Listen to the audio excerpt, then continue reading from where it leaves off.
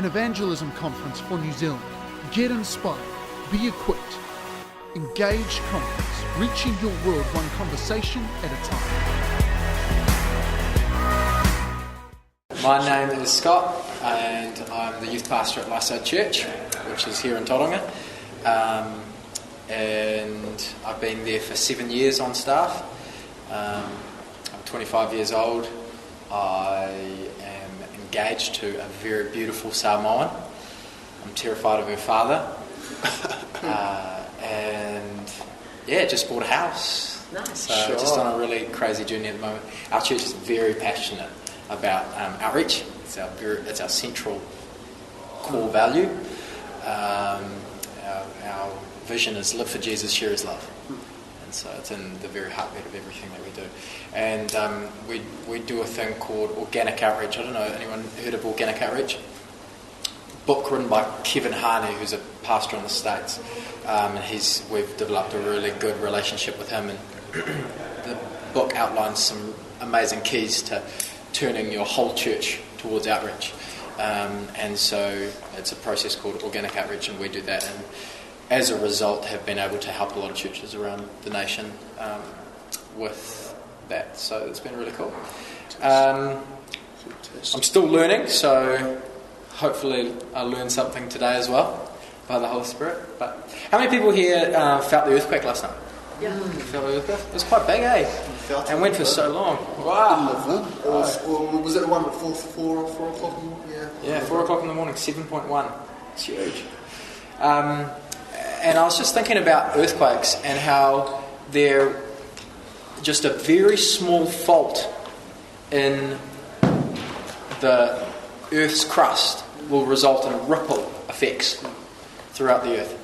And I just thought that's a really good illustration for how what we believe affects the way we behave. And we might have one small fault in our belief systems, and it will change what we do and how we act, how we share the gospel.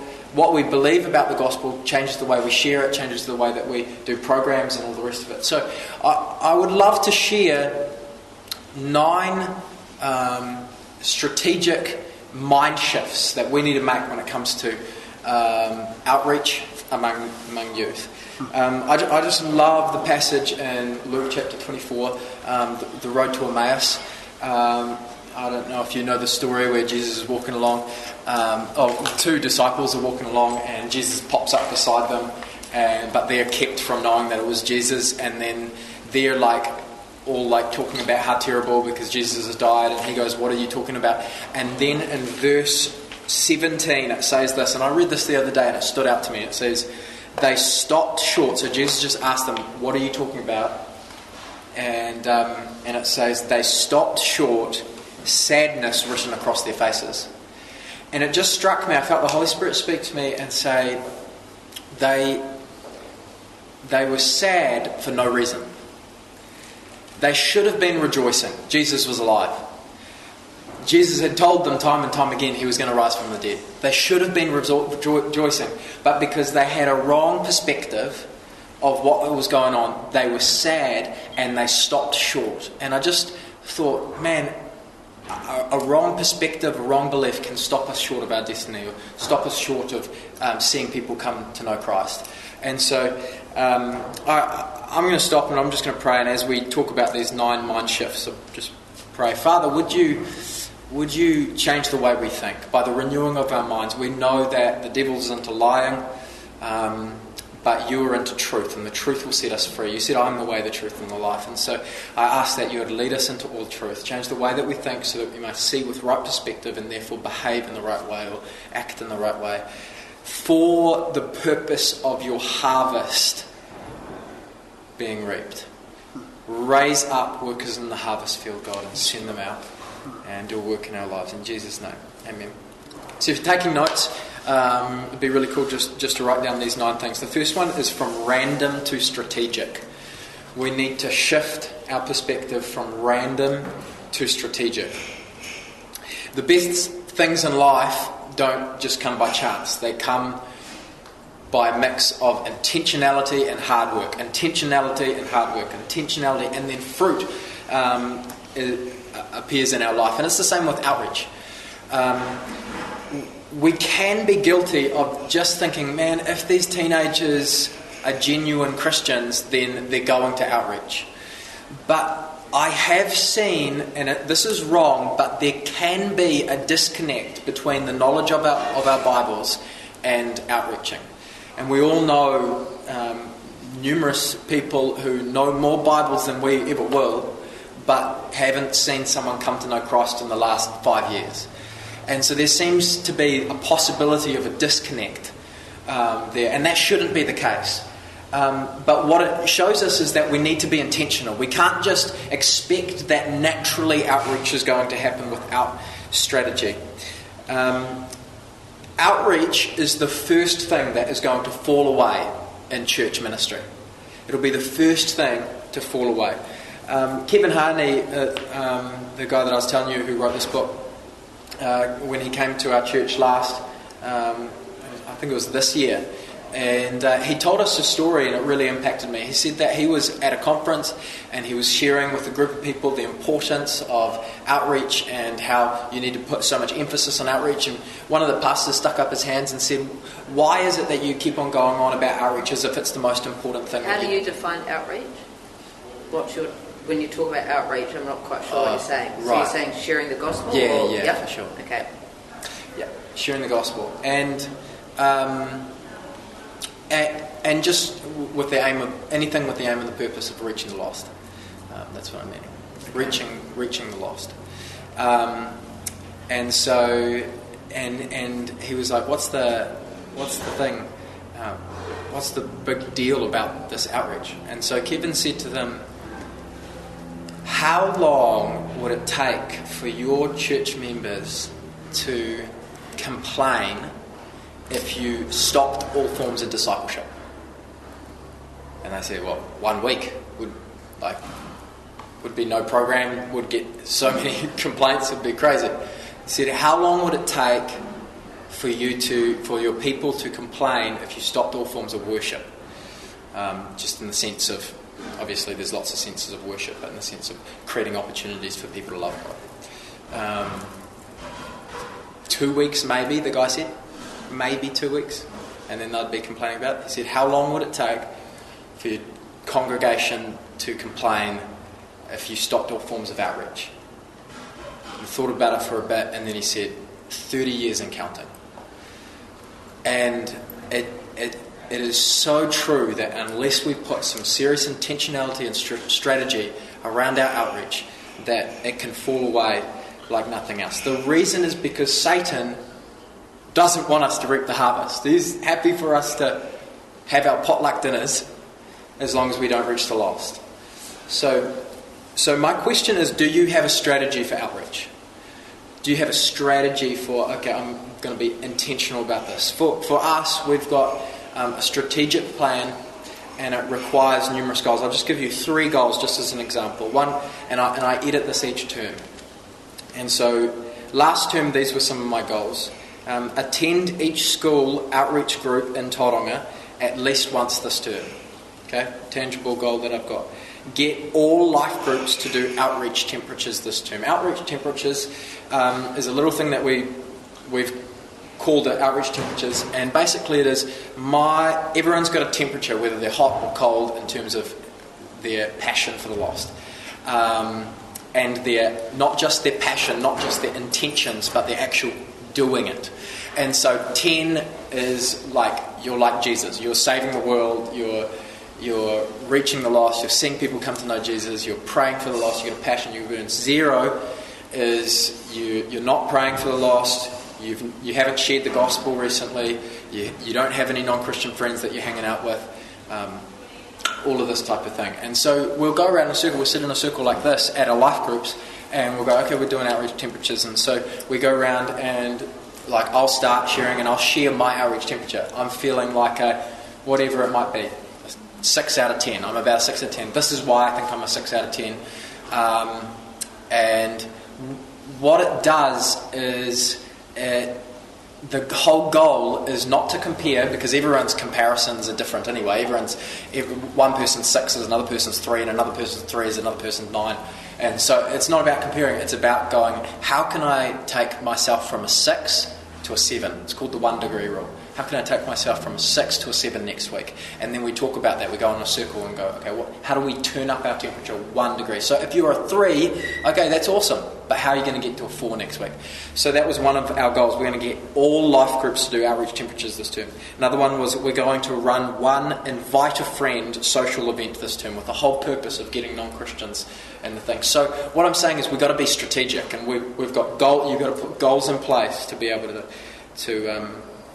to go from random to strategic. The next one, second mind changes from us to them. From us to them. I tell my youth all the time, what's the point of meeting together if what we do in here doesn't impact out there? If what we do in here doesn't go beyond these 4 walls and touch your friends around you, change the way that you act around others, if it doesn't make a difference out there, then what's the point of us gathering together? We might as well be a Lions Club. We might as well just be a little non-Christian charity. But what you'll find is that as you start placing emphasis on outreach, you'll get resistance from Christians. And it's not because they're evil, it's not because they hate the lost, but often it's because they're scared that if we start focusing on the lost sheep, that we'll stop focusing on the sheep in the pen. And they're scared that their needs aren't going to be met. But I've found is that the opposite is true. That when we go on mission, that when we reach out to the lost, that in that process community is formed, discipleship takes place, worship takes place, and a whole lot of things fall into place. When you go to war, you might go to war with someone who's so different from you, different upbringing, different culture, different beliefs, different religion, and yet because you're on the same team with the same vision and you're going on mission, you've got each other's back, and you wouldn't be friend otherwise, but because of this, it's changed your whole perspective. So what I found is the opposite is true. You often find that you get your heart needs met when you're on mission together. It's been true for us in the events that we've run. We run an event called Revolution, and it's a 4-day camp in our church, and every day we have a session in the morning, and then we take vans. We have about 60 teenagers, and we put them all in teams and take them in vans all around the city, and they serve. They mow people's lawns, they pick up rubbish, they share the gospel with people, they give out free sausages, they pray over people. This year we saw over 100 people give their lives to Jesus in the community as a result of these kids sharing the gospels. And so it's freaky, it's terrifying for them because they're forced to. So in the morning they do an outreach, in the afternoon they do a second outreach, a different one, and then at night we have another. And they're freaking out, but they're on mission together, and all of a sudden they feel like there's some camaraderie, there's some community being built amongst them, there's discipleship taking place. And so we need to transition our minds from church isn't just about us and fulfilling our emotional needs. This is about others, from us to them. The next one is from programs to relationship. From programs to relationship. Now we all know the battle of the workload. We all know how busy we can get and stressed out, and in our busyness we can forget that programs don't disciple people. People disciple people. And now, programs are helpful, but programs are here not to disciple people, but to create connection with other human beings, with other people, so that discipleship can take place, because it happens when a person disciples another person. So when I realised this, I came to the realisation, how are we structuring our programs in youth to facilitate or create a platform for relationship to take place? Because it's in that place of relationship that discipleship takes place. So not just thinking of a program and going, yeah, let's just write up a program, but how are we creating a program to create platforms for relationship? Relationship not only the key to discipleship, effective discipleship, but also a great key to outreach. Relationship leads to trust, and the depth of the trust that you have with someone will determine the depth of weight they put on your words and the depth of influence that you can have in your life. So I'm all for street evangelism. I do it. Last Saturday, shared the gospel with a guy as I was skating, really pressing into him. The importance of without Jesus, you have no sacrifice to cover your sins, and so I'm into preaching the gospel to strangers. But we need to realise in our youth programs also the importance of relationship, that the depth of trust equals the depth of influence. So how are you going to strategically, for the purpose of outreach, create an environment where relationship can take place? Teenagers also, they come to youth with their friends and they stay for their friends. A teenager will come to a great run youth ministry and not stick around because none of their friends are there, and then go to a poorly run youth ministry because all their friends are there, and they'll stay there. So relationships are really key when it comes to outreach, especially building relationships with making sure those non-Christians that don't behave right, that don't have their life together, that don't yet believe, they have a space to be able to belong. And that's going to be our next point soon. But here are some just things that I do, practical things that I do to add weight to relationships. Every single week I write notes to at least between 2 to 5 people a week. I write notes to my kids and send them in the post, just to build that relationship. Table groups. We do table groups in our youth ministry instead of sitting in rows. The reason is because we've realised that it's creating a platform for relation to take place when they're sitting around in a circle as opposed to sitting in rows. And then we do table group questions after the message.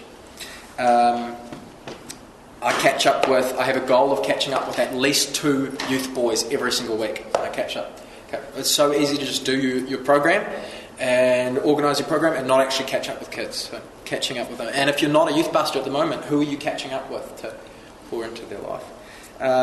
We have a follow-up system. Every single person that gives their life to Jesus or comes for the first time gets a call for 3 weeks in a row. 3 weeks they're getting a phone call saying, "Hey man, it was awesome to see you there, all the details, all this kind of stuff." So these are just different ideas of things that we do. How do you deepen relationships? There's some really simple things that I've learned about how to intentionally create environments that deepen relationships with people. One is vulnerability. If you can create a culture where vulnerability takes place, you'll go really deep really fast. One of those ways for young people is just getting them to encourage one another. Encouraging another person is actually profoundly vulnerable for some teenagers.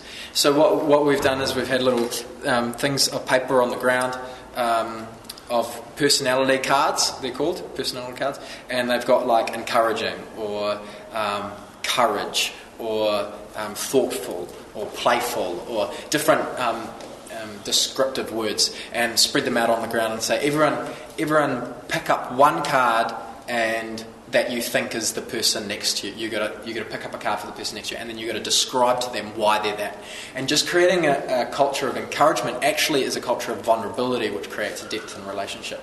Once that starts taking place, they'll start to feel open to share their struggles, and that takes vulnerability to a new level, and trust then is built on top of that. Life experiences, so things like Revolution that we've done this camp, it's a life experience there, and we had a non-Christian, we invite non-Christians to all of these things, so we had a non-Christian called Holly, she came along, and through having this life experience of serving people with these Christians, her life was changed as a result. She gave her life to Jesus because she had this life experience.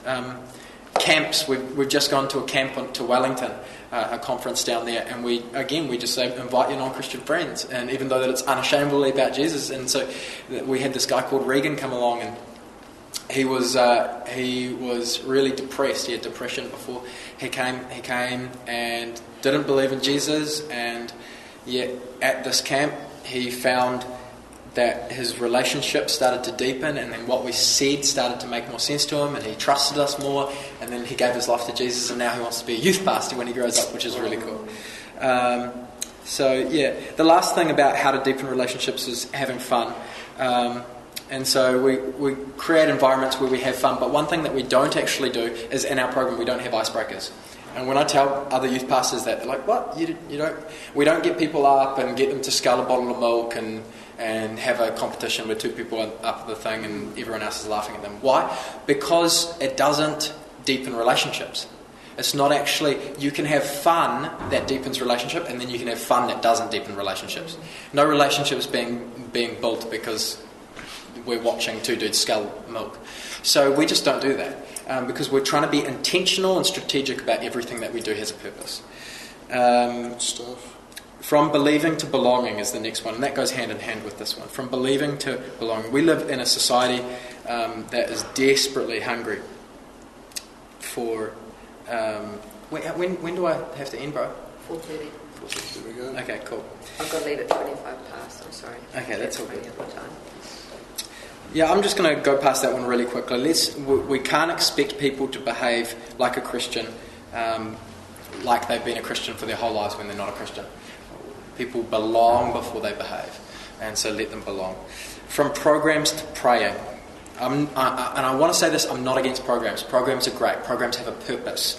But it's so easy to be running so many programs that we're not actually praying for the lost. So when was the last time you prayed for a non-Christian by name? When was the last time that you asked God for salvation in your programs? And I've been really challenged personally about this, and so I've been praying. Recently I've been asking God afresh, God, would you bring about in our youth ministry that would see someone give their life to you every single week at High Life, every single week. I'm starting to pray this again. One thing that we teach our kids is called 111. It's a prayer thing, and it means pray for one person at 1 o'clock for 1 minute.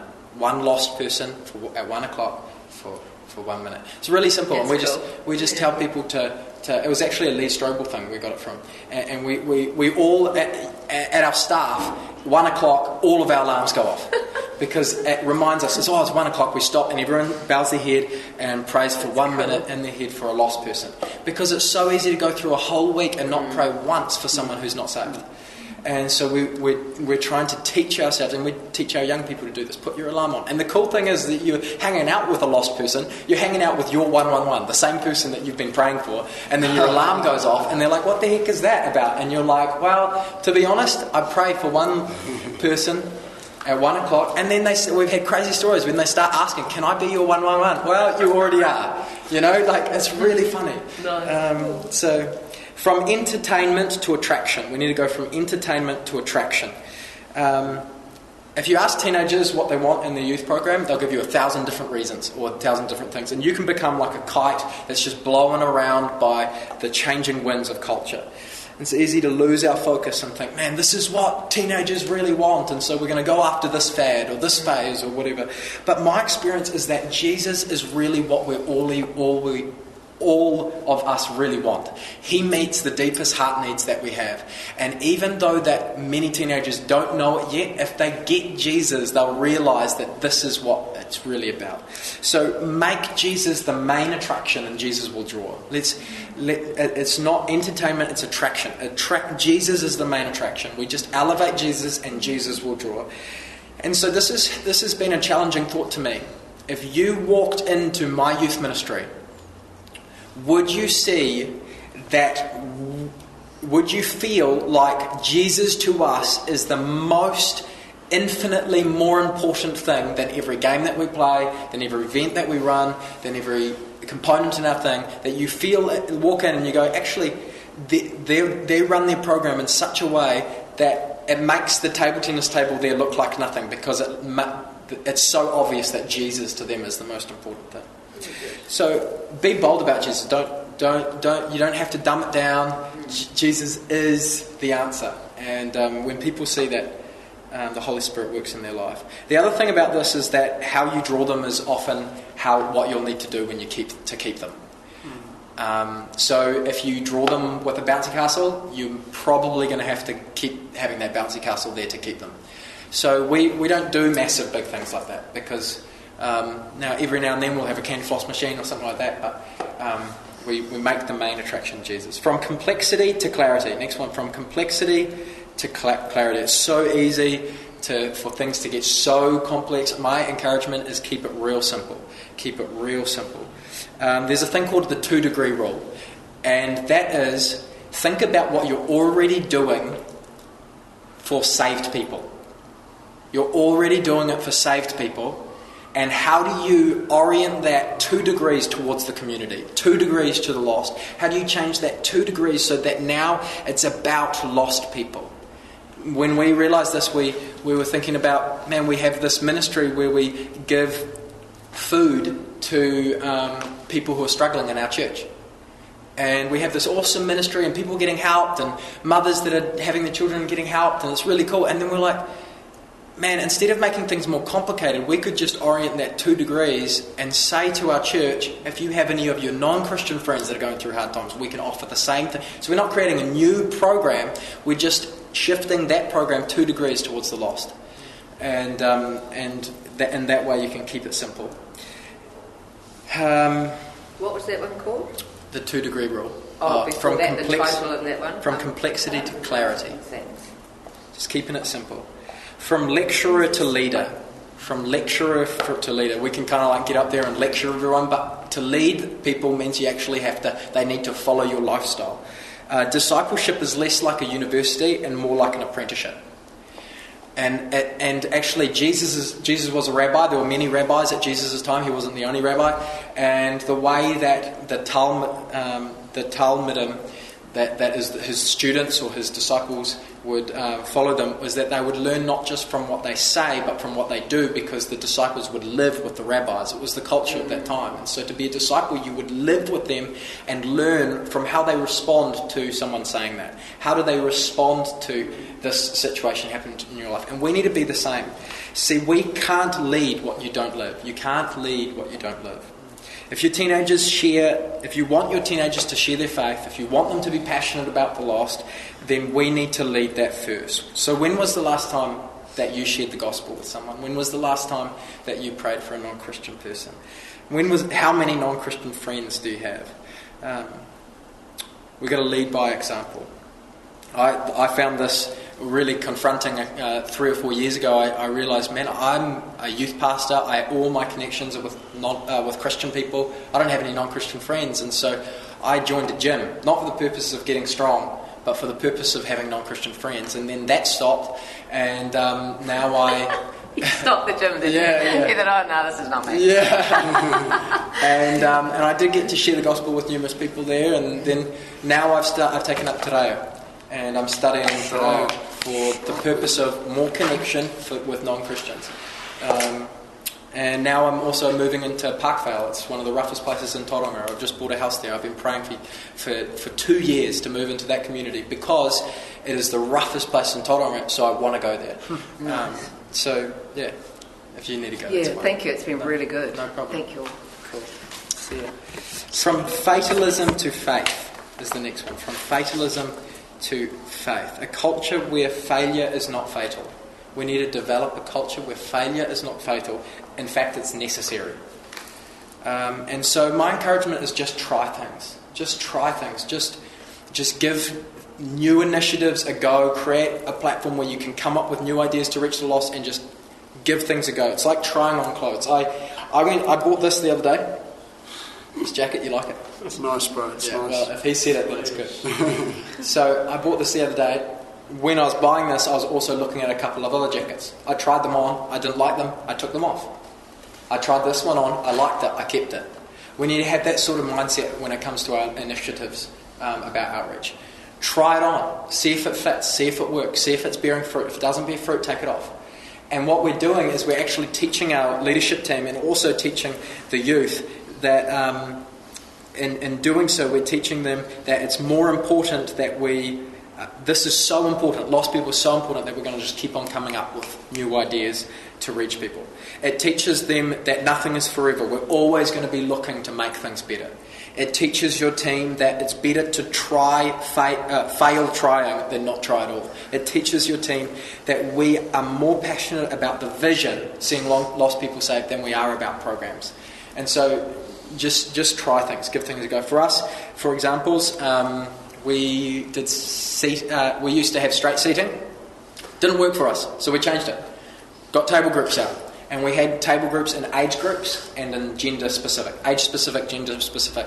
After a year of that, the kids were sick of that because they were like, man, we already go to a gender specific school and now we come to youth and it's gender specific. How am I going to be able to get a wife? And so they were terrified. And so we changed it. And so now it's just free for all but still table groups. So just give things a go, change it up.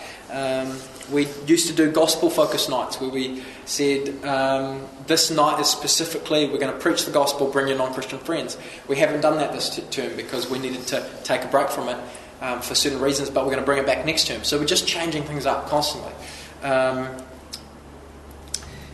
So the last thing is that that's the 9 things, that you might see this and go, man, I can see that we do need to make some mind shifts. We need to change our culture a bit in our youth. We need to... And so how do I do that? Well, culture is like a tidal wave. There was a tsunami warning after this thing. I found that quite interesting.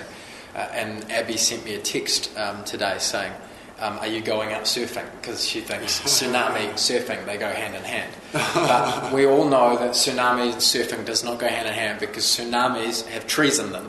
Tsunamis have boulders. Tsunamis have houses in them. So you don't want to surf a tsunami, you'll get killed. And culture is like that. Culture picks things up and carries you with it. If you have a strong culture, a non-Christian will walk, and this has happened so many times in our youth ministry, and we laugh every single time. A non-Christian will walk into our youth ministry, worship will come on, and they'll start raising their hands and closing their eyes. And we just crack up. We're just like, that's hilarious, because they're caught up in the culture. And they start kind of just testing things out before they even believe. They're just testing it out. See what this is like. What's all this about? And so, but you could also have a bad culture, where the culture is just to sit back, not listen to the sermon, talk and yell, and then people will get caught up into that. So creating a culture is like a tidal wave. And we have had times in our youth ministry where we felt like we've lost the culture. We had a time where we had 300 teenagers coming on a Friday night, and there was booze, drugs being passed around, there were fights breaking out, we had police turning up. It was absolutely terrible. We lost the culture. And I learned a very, very valuable lesson the very hard way. We made a big mistake, and I learned it the hard way, and this is it. Culture is built by these two wings of the airplane. Culture is built by what you celebrate and what you defend. What you celebrate and what you defend. They are the two wings on a plane that won't take flight unless you do both. I was really good at celebrating things. I would celebrate cultures all day long. I'll get up and be like, man, I love it when teenagers, really get into worship. Man, I love it when teenagers really, engage in the sermon or whatever. And I'd celebrate it. But because I didn't defend it when it went wrong, when someone was talking through the sermon, I didn't go up and have a talk to them and say, hey bro, when you were talking, that kind of made me feel disrespected. Because I didn't defend it, I let the culture get away. And they're the two wings on a plane that only take flight if you do them both. So I've learned, if there's something that's going wrong, I'm going to have a conversation with that person. I'm going to pull them aside. And so if you're feeling like, man, there's a heap of mind shifts here that need to take place, I need to change the culture, then start celebrating the right culture that you want, belonging before believing, and start defending it when it goes wrong. Does that make sense?